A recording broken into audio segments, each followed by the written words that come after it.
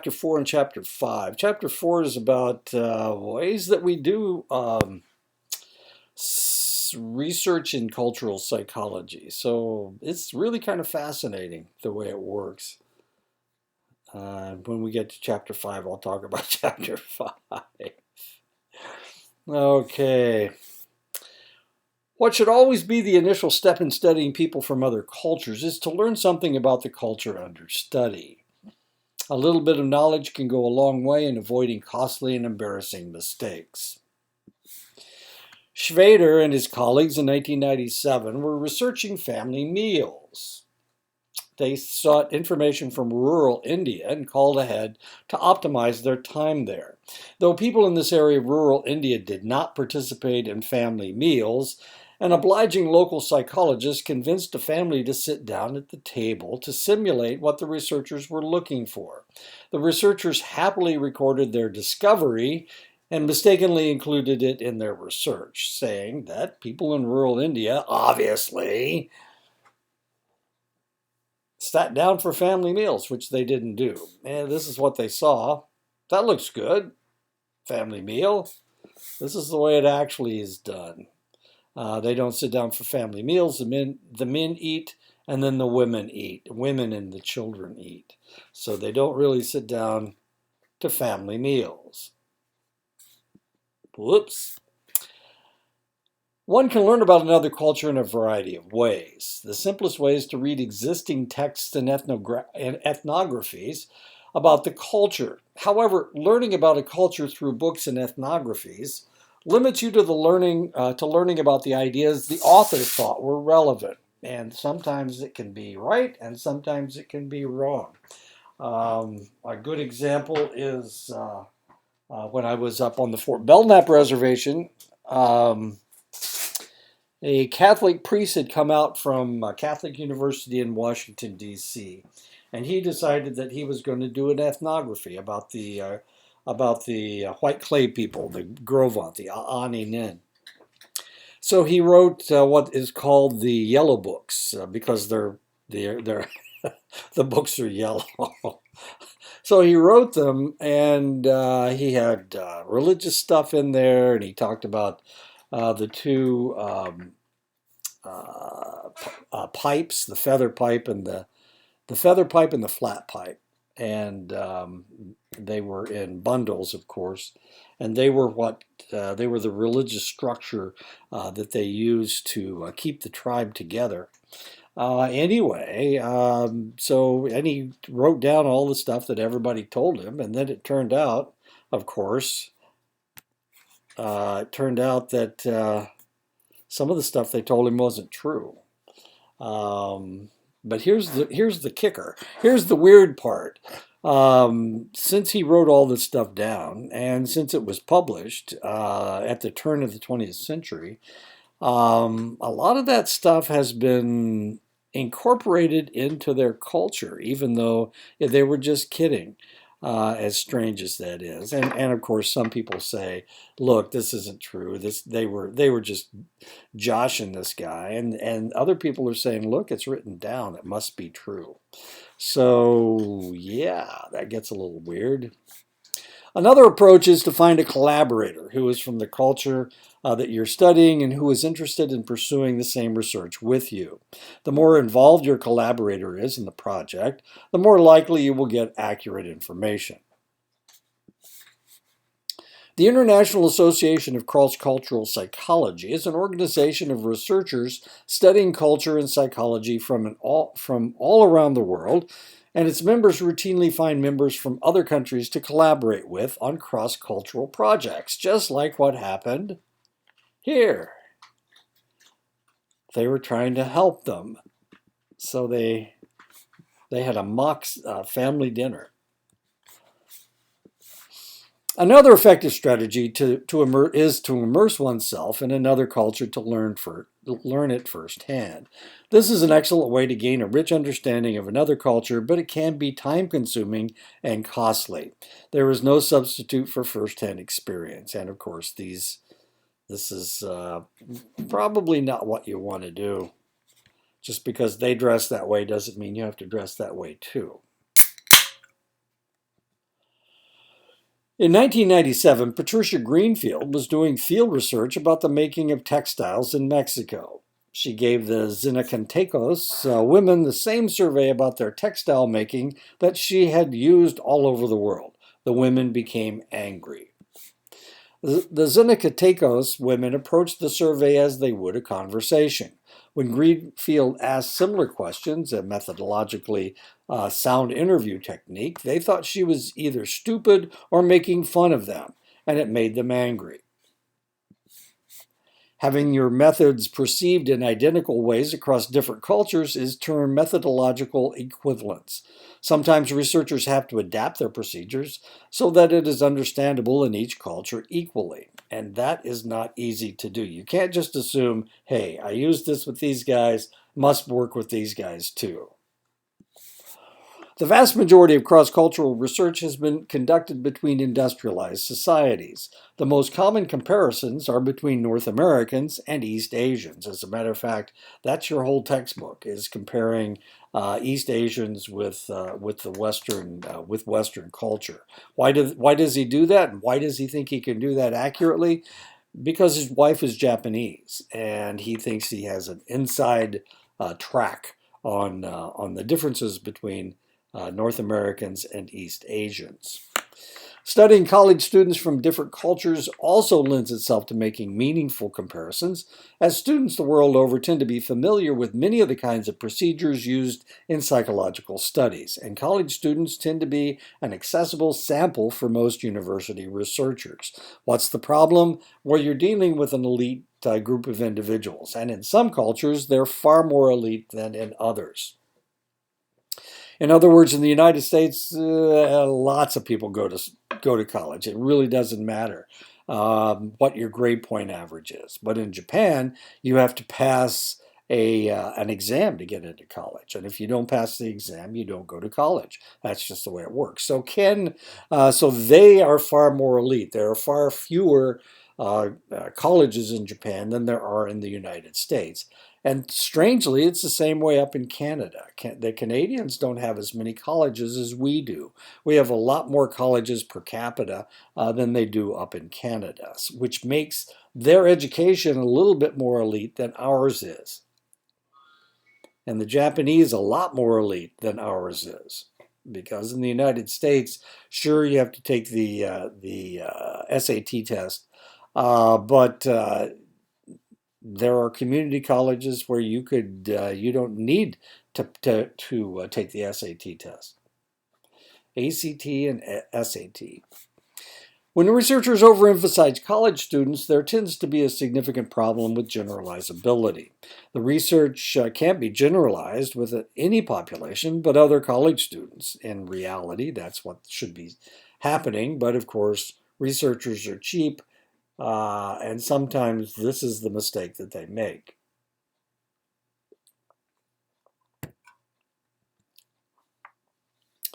Overusing students affects power. Power reflects the quality of the design of the study and determines if your design is sensitive enough to identify the anticipated effects. Sometimes the hypothesis is correct, but the design doesn't have the power to be able to provide support for it. In cross-cultural studies, culture should always be an independent variable. If researchers contrast two similar cultures, they would not have as much variance in their independent variable as if they had compared two very similar cultures. Psychological concepts do not always translate from one culture to the next. Japanese ame has no equivalent in English. Japanese ame is the inappropriate behavior that shows dependence on someone else. And a lot of times it looks like codependence. It looks like cruelty. It looks like one person is ignoring the other person. But in Japan, that is seen as ame. It's seen as showing more love because they don't have to focus on that select individual in order to show their love. So it's seen as a positive thing. German Schadenfreude has no equivalent in English. It's the pleasant feeling people get from seeing someone else's pain. Ephelophago has no equivalent in English. Phago is a mark of maturity that shows compassion for the weak and love and sadness for them. The Chinese have no translation for the word self-esteem. So you can't talk to the Chinese about self-esteem. It has no meaning in Chinese. Poor translations, and this is a problem that we have. Poor translations. A sign seen in a Chinese hotel: please don't accept stranglers' invitations, so as not to be cheated. You don't want to be strangled. Sign in a Chinese store: please don't touch yourself. Let us help try you out. Sign at a Cambodian hotel: wishing you a bon voyage. They don't really mean bon voyage. They mean bon voyage, which means good voyage in French. Sign in Hong Kong bathroom: for keeping toilet clean and tidy, please dump it at the dustbin. And of course, you can interpret that any way you want. Sign in on Japanese street: when carrying a parasol, please be careful to get in the way of other people around you. Sign at Japanese drugstore: we make up prescriptions. No, you don't. Sign in a Bucharest hotel lobby: the lift is being fixed for the day. During the time we regret that you will be unbearable. Sign in a Paris hotel: please leave your values at the front desk. I think they meant valuables. Sign at an Athens hotel: visitors are expected to complain at the office between the hours of 9 and 11 a.m. daily. Wow, they must be a bad hotel. Sign in a Japanese hotel: you are invited to take advantage of the chambermaid. I don't think they mean exactly what they're saying. Sign in a Paris dress shop: dresses for street walking. There's a reason why I have this picture here. Yeah.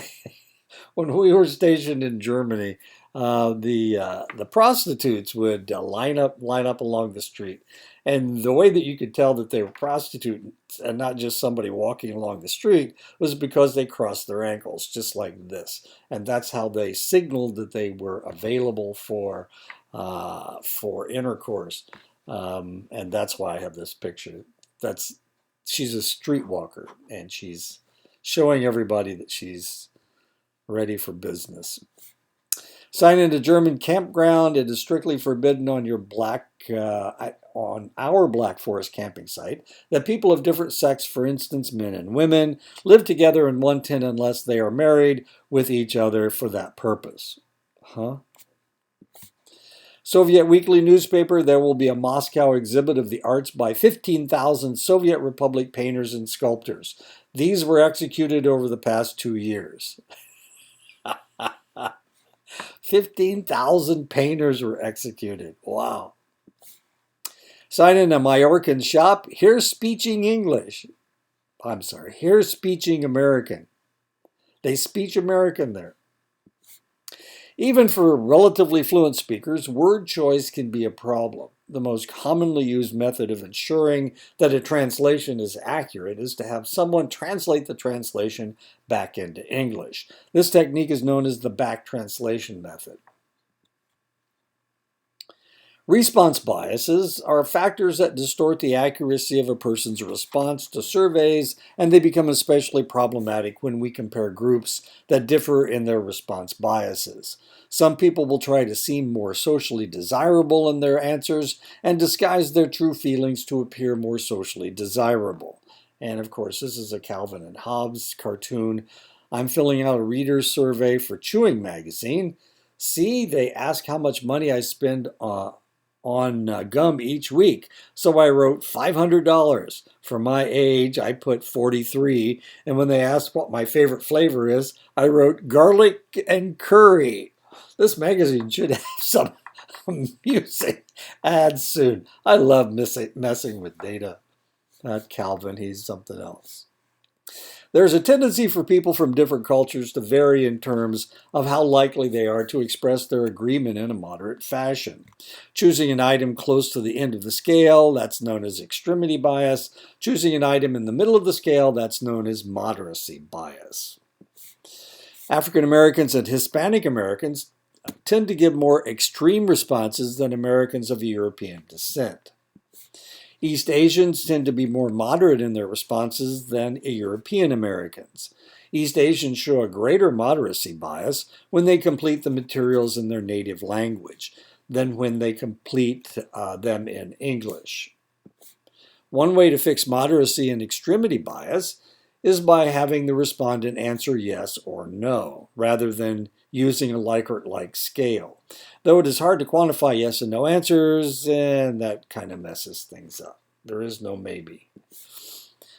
A tendency to agree with most statements is known as acquiescence bias and is an issue for cross-cultural comparisons. The acquiescence bias is a problem for cross-cultural research because cultures differ in their tendencies to agree with items. East Asians tend to have a relatively holistic way of looking at the world, and one consequence is that there are more possible truths in a holistic world. This tends to make them see truth in most statements. So they always say yes, and this is one of the problems that we saw in Japan, and this is the problem we had with the Japanese before World War II. The Japanese don't like to say no, so they always say yes.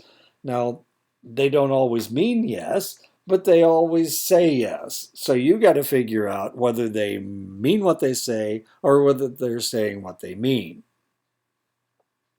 And this is one of the reasons why bombing Pearl Harbor, as far as the Japanese were concerned, it was fairly obvious that they were going to do it. And as far as we were concerned, they were saying, no, we're not going to do that. Yes, we're going to, actually what they said was, yes, we're pushing for peace. And the next thing we know, they're bombing Pearl Harbor. If we had had a Japanese scholar looking at the situation, would he have seen things differently? I'm betting he would have. People tend to evaluate themselves by comparing themselves with others, similar others. When we are assessing ourselves in terms of how tall, intelligent, or punctual we are, what matters is how tall, intelligent, or punctual we view ourselves compared to most other people around us. And this can happen in school as well. If you came from a school where people weren't real bright, then you may have seen yourself as really, really smart. And then when you went away to college, you found out, wait a minute, I'm just about the same as everybody else. In my school, I was superior to everybody. Wait a minute. Why? Because you're comparing yourself to similar others, and the similar others were the people at your school. This happens with athletes as well. People that are stars in high school may go off to college thinking, "Yeah, I'm gonna start at quarterback my first year because I started as quarterback for 4 years and we won 3 state championships." And then they get to college and they go, I'm only 5'10", and our quarterback's 6'2", and he weighs 50 more pounds than I do. I don't think I look like a college quarterback. I was okay as a small school quarterback, but I don't think I can hack it here. And this is, of course, has to do with comparing ourselves with the people that we're around. Reference group effect is critical for cross-cultural research because people from different cultures tend to evaluate themselves by comparing themselves to different reference groups and thus to different standards. Understanding the reference group conundrum, the researchers should always be aware of the reference group effect. And this is happening in Japan right now. The Japanese are having eye surgery and taking out their epicanthic fold so that their eyes look more round. They want to look like this. They're also dyeing their hair in interesting colors. Even though they have gorgeous raven black hair, they're dyeing their hair blonde, they're dyeing their hair red, they're doing all kinds of interesting things and fixing what makes them look Asian so that they look more Western.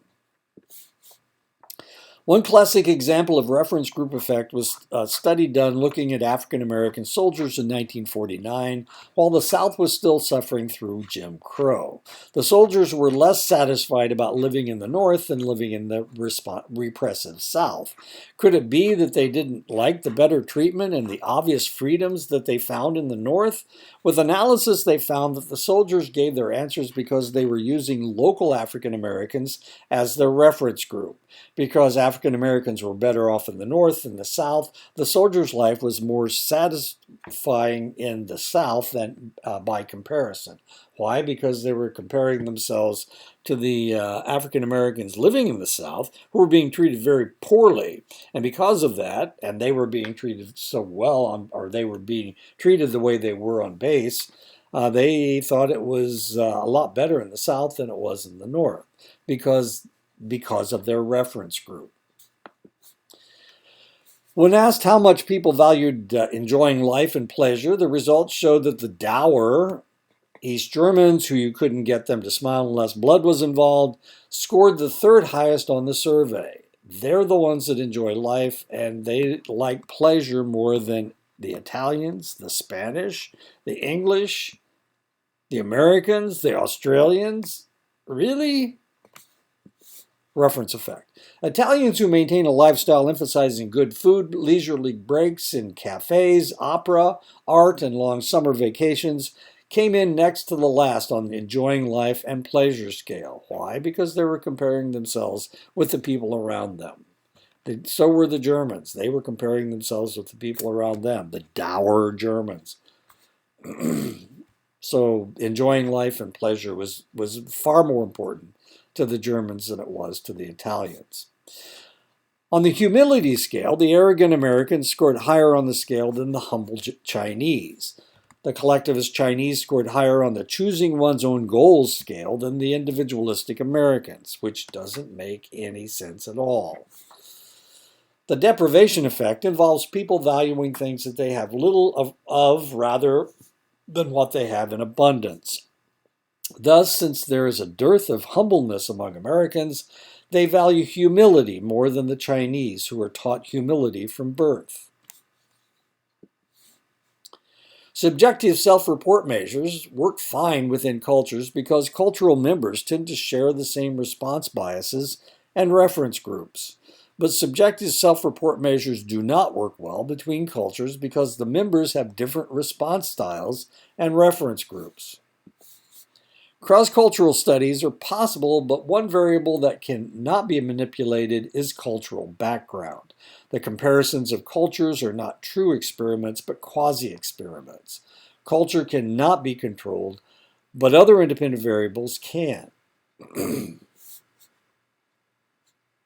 After randomly assigning subjects to groups, a researcher can administer different levels of the independent variable to each group. Any differences in their responses or behaviors that are observed must be due to the independent variable, as this is the only thing that differs systematically between the experimental conditions. A second method of doing cross-cultural research is within-group manipulation. Each participant receives more than one level of the independent variable. Within-group manipulation does not require random assignment because each participant receives each level of the independent variable. Each participant also acts as their own control. Past research has explored cultural messages in domains as diverse as magazine advertisement. This was done by Han and Shavit in 1994. This is actually a Korean advertisement for Oreo cookies. And this baby is suckling on his mother's breast, and he's holding an Oreo cookie for his milk. Past research has explored cultural messages in domains as diverse as laws, and this was done by Cohen in 1996. China passed a law in 2013 that adult children must visit their parents often, but it didn't define what often meant. Past research has explored cultural messages in domains as diverse as newspaper articles. This was done by Morris and Ping in 1994.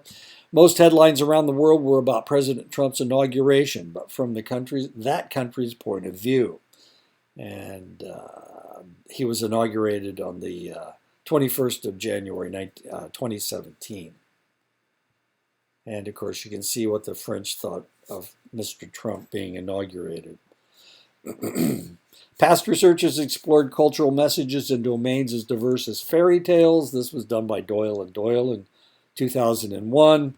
The oldest written fairy tale is Abdullah the Fisherman and Abdullah the Merman, written in 850 AD in Persia. Past researchers explored cultural messages and domains as diverse as children's stories, and this was done by McClelland in 1961. Past researchers explored cultural messages and domains as diverse as sports coverage, and this was done by Marcus Uchida, Omoregi, Townsend, and Kitayama in 2006. In most of the world, basketball is not that important, hockey is not that important, but soccer is extremely important, and track and field is very important. Past researchers explored cultural messages and domains as diverse as personal ads, and that was done by Parekh and Berezin in 2001. Past research has explored cultural messages and domains as diverse as web pages by Masudo, Ito, and Rashid in 2012. And this is what a web page looks like in Japan. A key point to realize about research is that no single study is perfect. Every study has potential methodological shortcomings or alternative theoretical explanations. One important skill that students learn in graduate school in psychology is precisely how to come up with alternative explanations for virtually any study they encounter. And this joke is really kind of is spot on. Do you think all these film crews brought on global warming, or did global warming bring on all these film crews? And of course, that's in Antarctica, since they are penguins, and penguins only exist down in Antarctica in the south.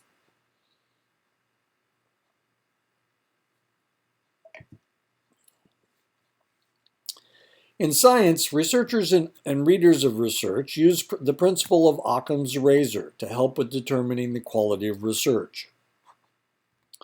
Occam's razor states that any theory should make as few assumptions as possible, shaving off any extraneous assumptions. All else held equal, Occam's razor maintains that the simpler theory is more correct. Following Occam's razor, a single explanation is more parsimonious and more likely to be correct than four separate explanations.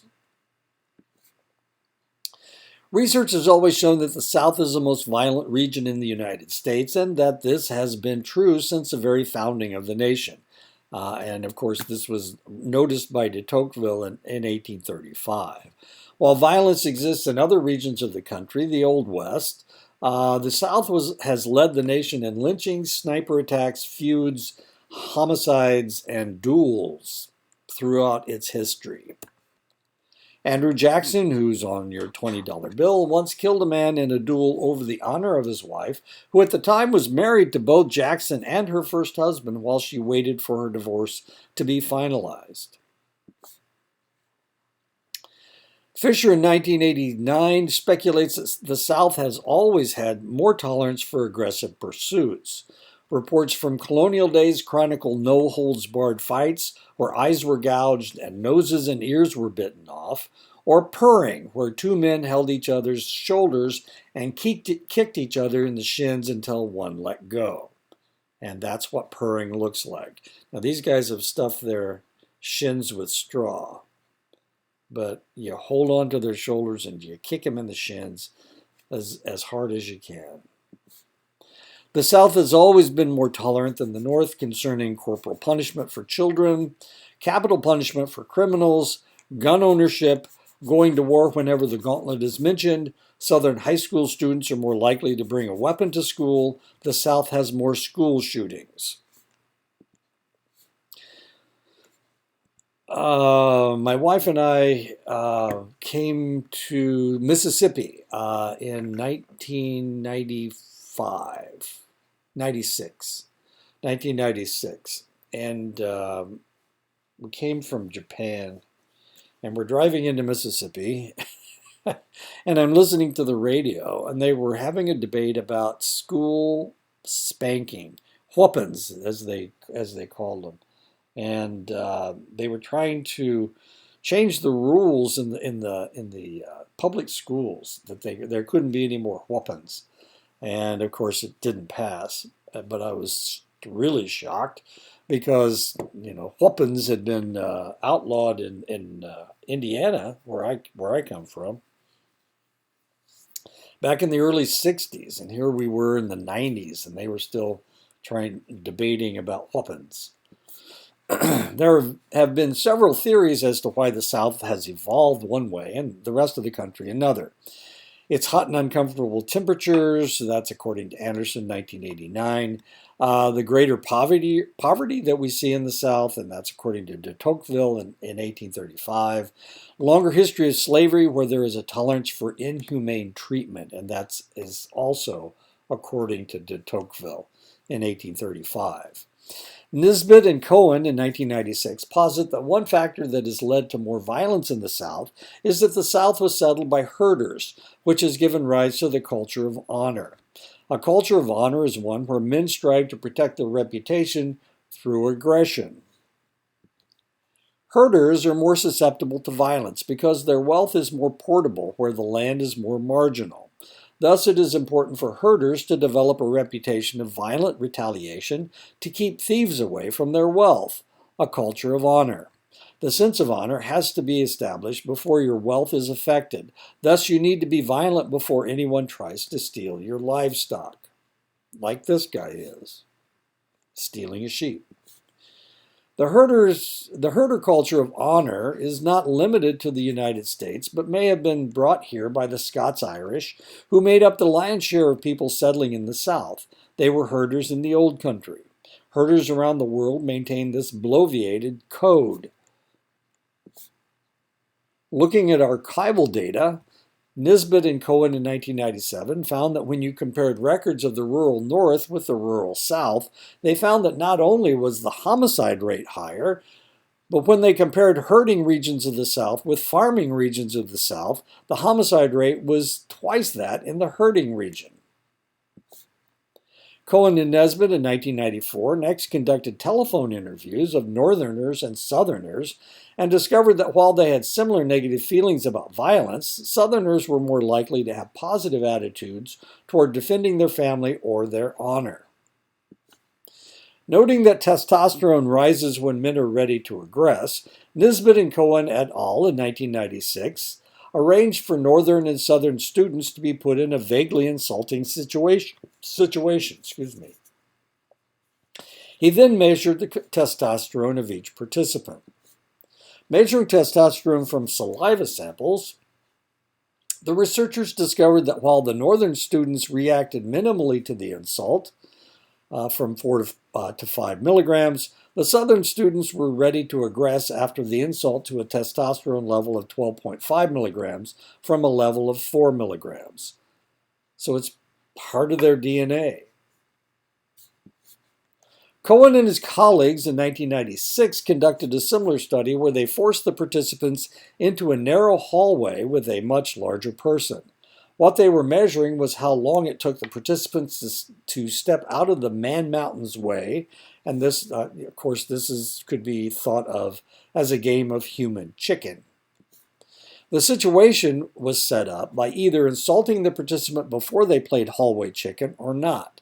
Northerners reacted in a similar manner whether they were insulted or not.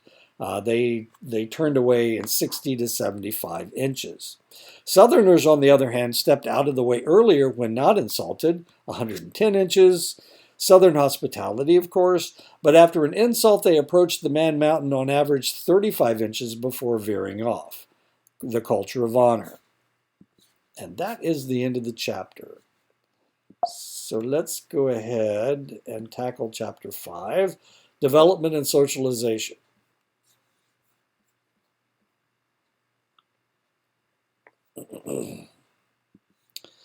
One key adaptation that enabled humans to distinguish themselves from their proto-chimpanzee ancestors was the ability to learn and accumulate cultural information so well.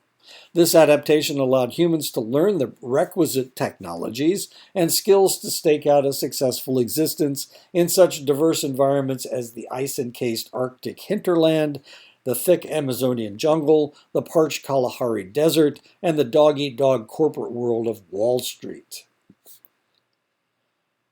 A sensitive period is a period of time in an organism's development that allows for the relatively easy acquisition of a set of skills. If an organism misses that chance to acquire these skills, it would have a difficult time doing so later, after the sensitive period has expired. Human cultural learning continues throughout the lifespan.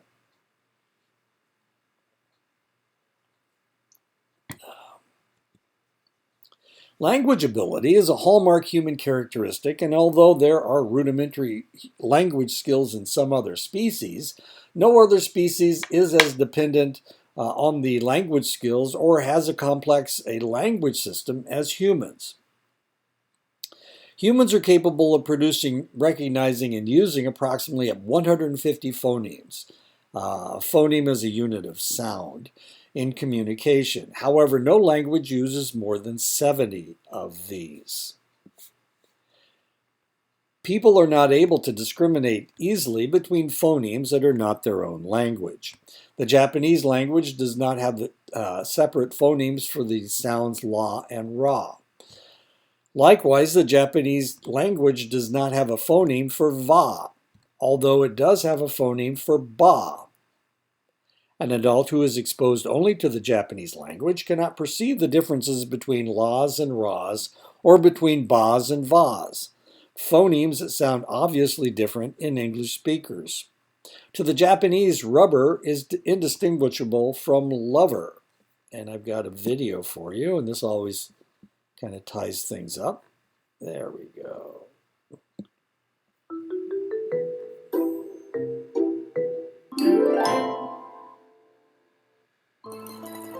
He died as he lived. A total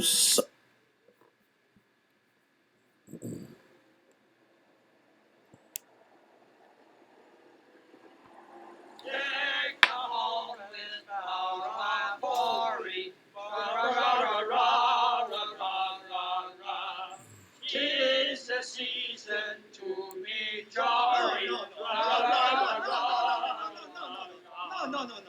Not ra ra ra ra ra la la la la la. Sing like this. Deck the halls with boughs of holly. La la la la la la la la la. Try again. Deck the hall with boughs of holly. Ra ra ra ra ra ra ra ra. Stop. Sing something else.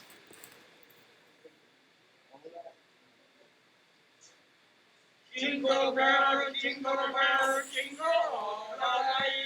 Oh, what fun it is to ride in a horse open sleigh. No, stop. Kitchen, bring food.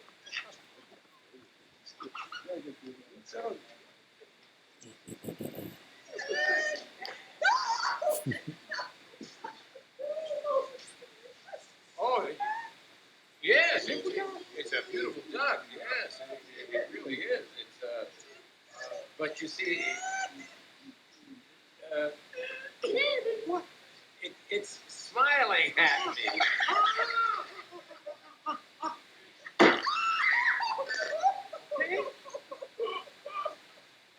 Yes. That Christmas would live in our memories as the Christmas when we were introduced to Chinese turkey. All was right with the world. As funny as that is, okay.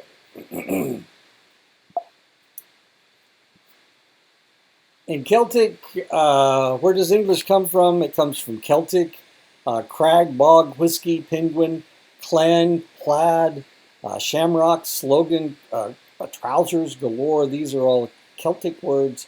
Anglo-Saxon, which is Angles were Germans and so were Saxons. They were Germanic people. We get apple, and in German, The word for apple is Apfel, A-P-F-E-L. Blood, cheerleader, iron, and jump are some Anglo-Saxon words. Vikings, the Scandinavian words ugly, knife, die, cake, skull, the days of the week, Monday, Tuesday, Wednesday, Thursday, Friday, Saturday, and Sunday. Well, just the weekdays. Moon day, Twas was a god, Wednes was a god, Thor, Thursday is Thor day, and Friday is Freya, was the Scandinavian god. In Latin, the words have, agriculture, casino, bonus, and fame. French, of course, the French invaded England in 1066. The Normans did.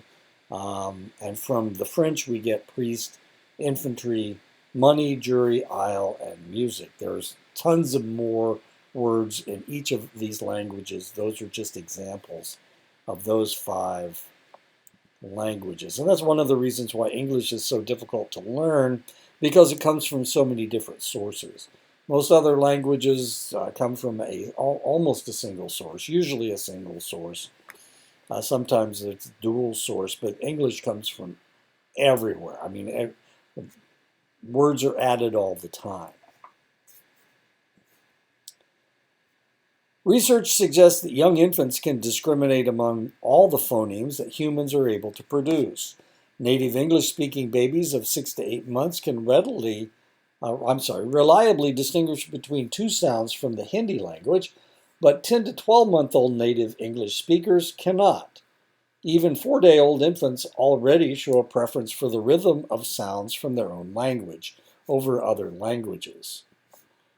This research suggests that we are biologically prepared to attend to human speech as we come into this world. We are predisposed to start picking up languages at an early age. Early in life, before puberty, our brains are especially pliable for organizing themselves in response to language input. Later on, our brains are not as flexible. Humans are better at acquiring and mastering languages early in life. For bilinguals who learn their second language later in life, one part of the brain is active when they hear their second language and another when they hear their native language. Both parts are in Broca's area. And this is Broca's area. Oops, I do not have my arrow. This is Broca's area right here, this red spot right there. Bilinguals who learned their second language early in life showed activation in the same area of the brain, regardless of whether they were hearing their second language or their native language. Keller in 2007 looked at the rearing practices of urban middle-class Germans, Greeks, Costa Ricans, rural Indian Gujarati, and Cameroonians. Observing how much bodily contact the parents had with the infants, Keller found that European parents spend the least time in contact with their infants. And this is a German lady, and we can tell that she's German because her kid has on a German soccer shirt, and so does she. The infants from the other cultural groups spent the majority of their time being held by their mothers.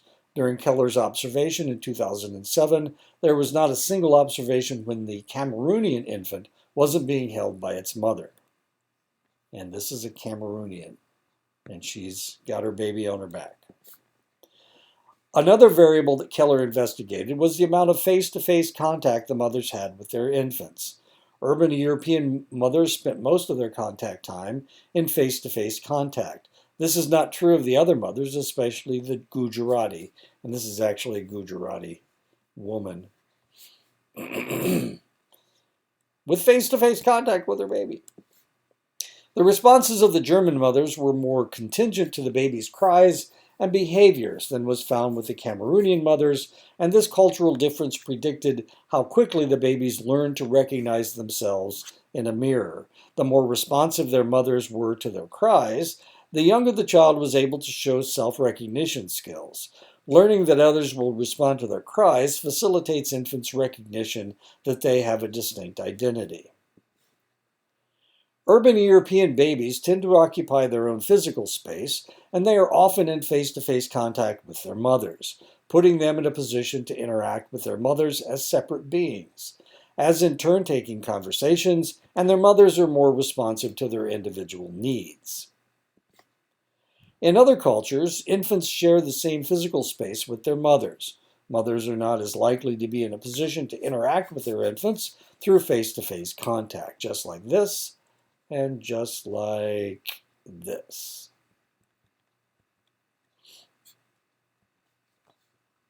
In some regions of Africa, the Caribbean, and India, infants receive a daily massage and an exercise regime, such as stretching their limbs or putting them into sitting positions.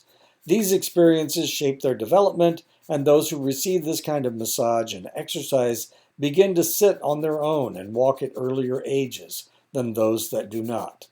This is one of the things I did with my kids. I would hold them under the armpits and let them walk. And I started doing this at age like 2 or 3 months. As soon as they could hold their head up, I started doing that. I just thought that was kind of cool. And my daughter started walking at 8 months, and my son started walking at 7 months. Cultural practices such as putting it, not that I was trying to get them to walk earlier. Neither of them crawled, which was weird, but neither of them crawled. Cultural practices such as putting infants to sleep on their backs rather than their stomachs can delay when children begin to crawl, roll over, or learn to stand. In cultures that do not encourage crawling, large proportions of the children never crawl, but instead scoot along on their butts or proceed directly to walking. And of course, my kids proceeded directly to walking. Now, strangely, I have a niece who was exactly the same age as my son, and she didn't crawl either, but she scooted on her butt, and she scooted on her butt forever. It seemed like forever. So, and she was kind of lazy. She didn't want to walk. So if she was angry with her mother because she wouldn't carry her, she'd sit down and she'd start scooting on her butt. As weird as that is. If you are of a European descent and grew up in a North American household, the odds are that your parents set aside a room in their house, perhaps decorating it with pastel colors and scenes of romping bunny rabbits, and put a crib in it for you to sleep in. In a study of 136 societies, infants in 2/3 of these groups slept in the same bed as their mothers. In the majority of the other cases, infants slept in the same room as their mothers, but in a different bed. American parents were the only ones in a survey of 100 societies who created a separate room for the baby to sleep in. The practice of co-sleeping is also quite common in other subcultures in the United States: African Americans, Asian Americans, and Hispanics. The practice of people sleeping separately in their own beds has not yet been identified in a single subsistence society around the world. Schrader et al. In 1995 developed a study where they gave participants in a scenario as to how to house a family of 3 bedrooms consisting of a mother, a father, a 15-year-old son, an 11-year-old son, an 8-year-old son, a daughter of 14, and a daughter of 3. 88% of the Americans given the scenario chose the following configuration. Room 1, the mother and father. Bedroom 2, the 2 daughters share the room. Room 3, the 3 sons share the room. This is the Brady Bunch solution. The girls slept in one room, the boys slept in another room, and mom and dad slept together. Americans seek to avoid incest. The second most important principle was the sacred couple. Married couples should be given their own space for emotional intimacy and sexual privacy. The third most important principle is the autonomy, the belief that young children who are needy and vulnerable should learn to be self-reliant and take care of themselves. When people in India were given the same scenario, they based their answers on the following 4 criteria. First of all was incest avoidance. Post-pubescent children of the opposite sex should not sleep in the same room. Protection of the vulnerable. Young children should not be left alone at night. Female chastity anxiety. Post-pubescent females should always be chaperoned. And respect for hierarchy. Post-pubescent boys are conferred social status by not having them sleep with parents or young children. One of the most popular configurations from India involved bedroom 1, mother, father, and 3-year-old daughter. In bedroom 2, 14-year-old daughter and 8-year-old son. In bedroom 3, 15-year-old son and 11-year-old son. A second popular Indian configuration involved bedroom 1, the father and the 8-year-old son. Bedroom 2, the 15-year-old son and the 11-year-old son. Bedroom 3, the mother, the 3-year-old daughter, and the 14-year-old daughter. North American children live in an environment where they are by themselves from a very early age and must cry out to their parents when they have needs to be taken care of. Children from many other cultures, in contrast, may live in an environment where their mother is always around. Often, as in many cultures, the children are literally carried by their mother throughout the day. Mothers do not need to be called to, as they are always present to respond to the child's needs. In 1971, Baumrind published her tripartite typology of parenting styles: authoritarian parenting, low levels of warmth or responsiveness by the parents to the child's protests, authoritative parenting, child-centered approach, parents maintain high expectations of maturity for their children, and permissive parenting. Parents were very involved with their children, much expressed parental warmth and responsiveness. Parents place few limits and controls on the children's behavior. Now, this is really kind of interesting because in 1971, the most popular of these three was authoritarian parenting. It came out of the Victorian era, the Depression. It came out of World War II, authoritarianism.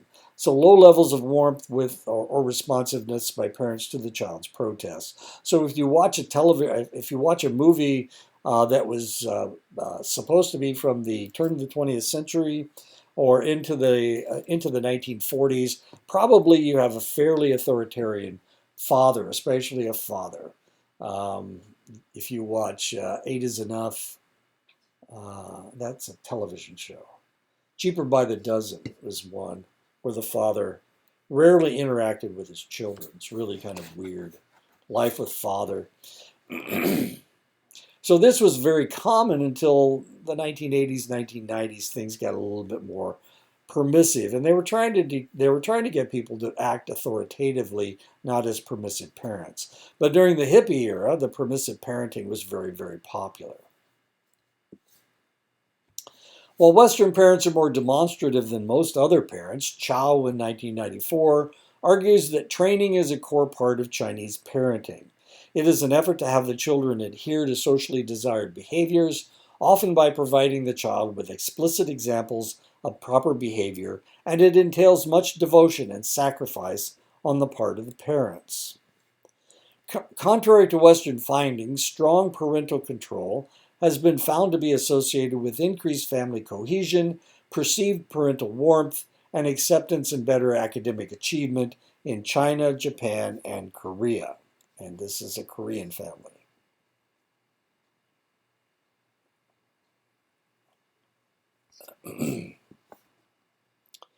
European American high school students viewed any pressure by their mother to be largely negative and indicative that they didn't feel supported by their mother. Asian American high school students didn't view maternal pressure in negative terms. When Asian American students reflected on their mother pressuring them to work hard on a task, they were more motivated to complete a task on their own. Japanese adolescents even feel rejected by their parents when they experience only little parental control and a broader range of autonomy. However, authoritarian parenting styles, as defined by Baumrind in 1971, have been found to be associated with more stressed mothers. This is according to Sue and Heine in 2012. That's your author. and to lead increased psychological maladjustments among children across a variety of both Western and non-Western cultures, including Chinese. And this is according to Kin, Pomerantz, and Wang in 2009 and Sorkabi in 2005. In general, children are less happy with strongly controlling parents, and this effect is found across many cultures. There are obvious differences between the parenting philosophies of North American and Chinese parents. North American children come to learn that they are independent agents to which their mothers respond, whereas the Chinese children learn they are relational beings who need to respond to their mothers. North American mothers are more likely to discuss their children's successes and positive emotional experiences with them, thereby emphasizing what the child is able to accomplish. Chinese mothers are most likely to call attention to their child's mistakes and transgressions, thereby elaborating on how the child needs to change to fit in better.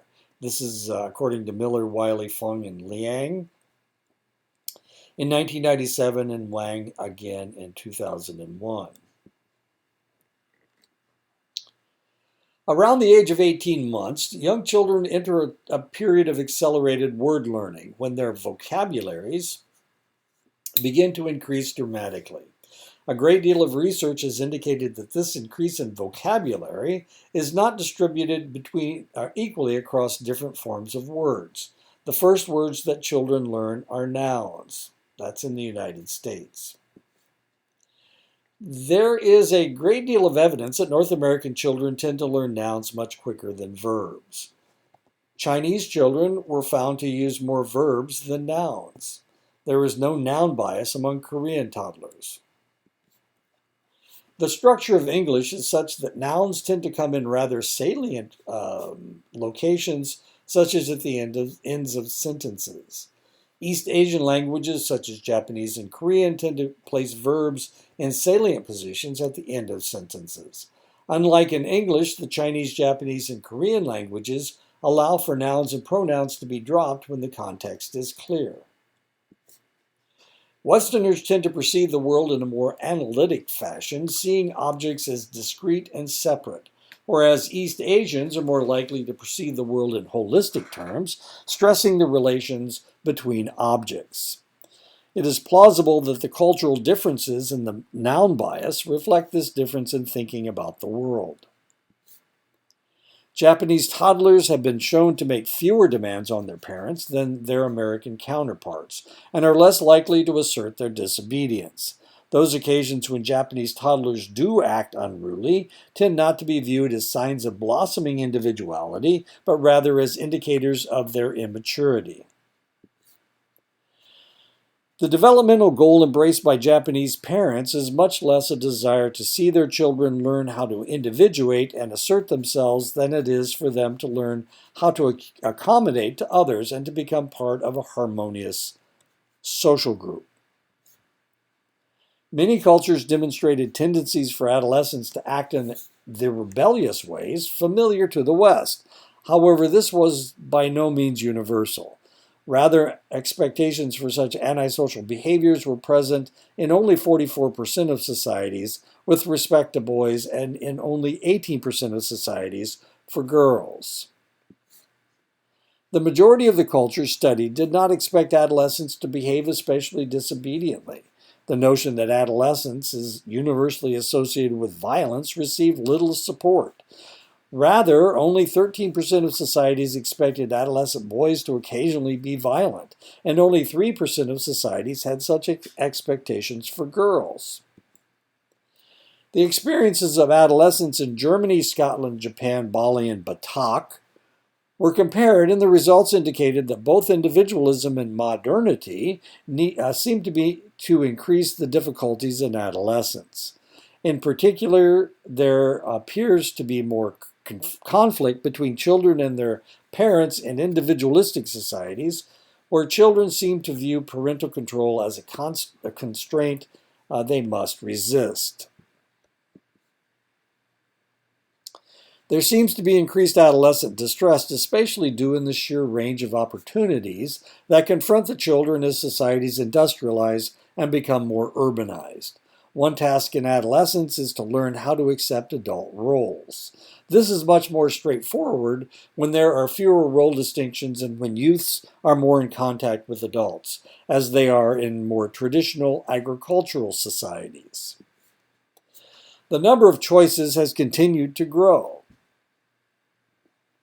and this has lengthened the period of adolescence, sometimes referred to as failure to launch or emerging adulthood. The transition to adulthood has been marked by 5 milestones: completing school, leaving home, becoming financially independent, getting married, having at least one child. In the United States in 1960, 77% of the women and 65% of the men had passed all 5 milestones by the age of 30. In 2000, fewer than half the women and less than one-third of the men had done so by this age. East Asian children spent more times in school, 240 days per year in Japan versus 180 days per year in the United States. A greater percentage of class time was devoted to math education in the Asian school day than in the American school day. Asian teachers spend a greater percentage of their time lecturing in the classroom compared with their American counterparts, 90% in Taiwan compared to 46% in the United States. Asian math lessons, approximately 80% of examples, were real world in Japan compared with about 10% of examples in American classes. Asian teachers assigned more homework to students. 5th graders in the United States had less than half as much homework assigned to them as Taiwanese students. Asian parents seem to view education as more central to their children's lives than American parents do. Asian parents are more likely to provide their children with a desk. One study revealed that 98% of Taiwanese 5th graders had a desk in their home, compared with only 63% of American kids. Stevenson in 1992 asked 5th graders to imagine that there was a wizard who would grant them anything they wished for. About 70% of the wishes listed by Chinese students had to do with education. They wished for success in school or to be able to go to college. In contrast, only about 10% of American children wished for things relevant to education. About 10% of American children wished for less school. The East Asian children are doing much better as a group on math tests than the American children. Thus, one might expect East Asian mothers to be especially satisfied with their children's performance. This does not seem to be the case. Rather, the American mothers report being far more satisfied with their children's performance than the East Asian mothers. Compared with mothers of 1st grade children, Chinese and Japanese mothers of 5th grade children reported that a higher standard of achievement was necessary for them to be satisfied with their children's math performance. In stark contrast, the standards of American mothers were lower for 5th grade children than for 1st grade children. It appears to be far easier to meet standards for American mothers than East Asian mothers. This would suggest that American children have less reason to work hard at their studies than East Asian children. Numbers are harder to learn in English than in Japanese, Korean, or Chinese because there are more irregular number words in English. East Asian counting systems incorporate base 10 concept, which is necessary for learning how to do multi-digit arithmetic in a more straightforward way than English does. Thus, English speakers need more conceptual support for the base 10 concept than do speakers of East Asian languages. And that is the end of the lecture. So I'll talk to you guys next week where we'll tackle chapter 6.